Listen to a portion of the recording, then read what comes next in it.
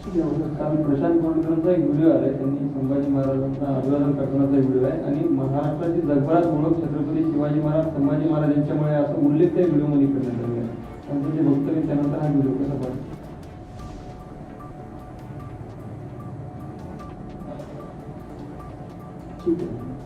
ठीक आहे आणखी काही तुम्हाला काही विषय घ्यायचा आहे? नाही, मला काय विचारू शकता. आणि हा विषय आता जो तुम्ही घेतला हा सगळ्यांनाच माहीत आहे आणि सगळ्यांना म्हणजे कोणी त्याला त्याच्या बाजूने तर राहणं अशक्यच आहे आणि सगळ्यांनीच निषेध केलेलाच आहे जवळजवळ. मला वाटतं इथेही केलेला आहे सगळीकडे. आज कोल्हापूरमध्ये या संदर्भात काही बैठक वगैरे पार पडणार आहे आणि काही वकिलांच्या संघटनामार्फत सुद्धा गुन्हा नोंदवण्यासाठी प्रयत्न केले जाणार अशी माहिती आहे. गुन्हा तर शासनाने सुमोटो नोंदवला पाहिजे, स्वतः नोंदवलं पाहिजे.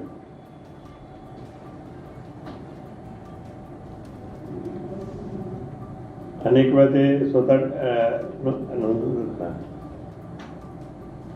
कालचीच घटना जर आपण पाहिली तर त्याचं मला वाटतं ते म्हणायला लागले तर शासनात आम्ही ॲक्शन घेणार आहे, पण ॲक्शन घेताना काही दिसत नाही. अनेक वेळा अनेक केसेस आता होत गेल्या तर त्याच्यावर प्रत्यक्षात त्यांनी ॲक्शन अजून काही फारशी घेतलेली दिसत नाही.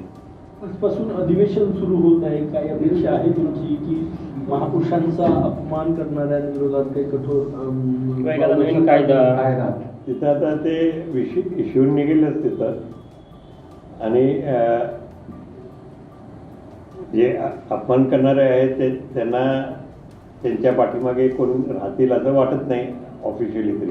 बरं, तुम्हाला असं वाटतं की नवीन कायदा यायला पाहिजे, धोरणात्मक असे प्रकार परत घडणार नाही? आहे ते कायदे पुष्कळ आहेत ना आणि नवीन कशाला पाहिजे आहे त्या कायद्यांमध्ये तुम्हाला ॲक्शन घेता येते.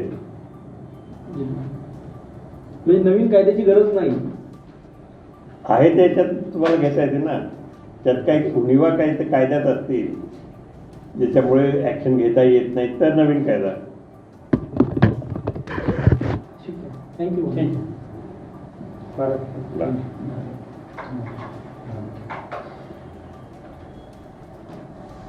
काय काय नागपूर काय म्हणताय?